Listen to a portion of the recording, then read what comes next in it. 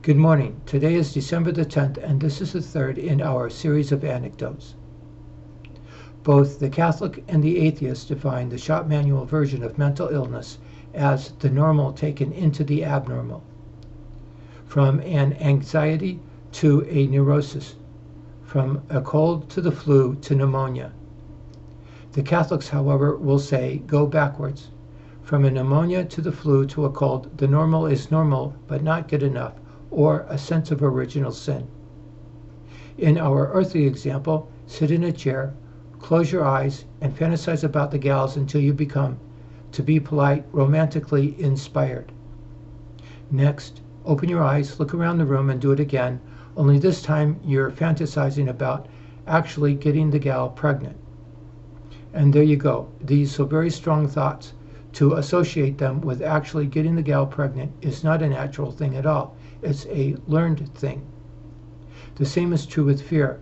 For all practical purposes, you can't feel courage when you need courage. Some big dumb lug standing in front of you and saying, "You better be afraid of me or else," is another one. And the idea that this is all a learned thing, you have to learn otherwise, it brings us to one of the most famous phrases in philosophy. What takes away your free will? Well, sex does. Fear does.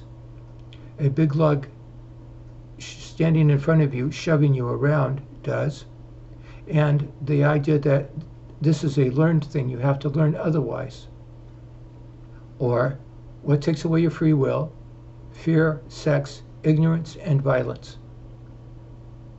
Let's start to sum up. A human being's tendency is to go with Mother Nature.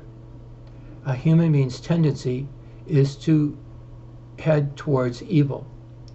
A human being's tendency is to be hardwired not to be able to stand up to a bum's rush. A human being is a sucker for a bum's rush. We shall hitch our wagon to the other side, to the unnatural side, the one that comes from popes and monks and monasteries, the one that says, I shall try to be a normal Joe, a normal well-adjusted Joe in a normal world with a normal supply and demand curve, or an American Yank. That's it. We shall see you on the next anecdotes.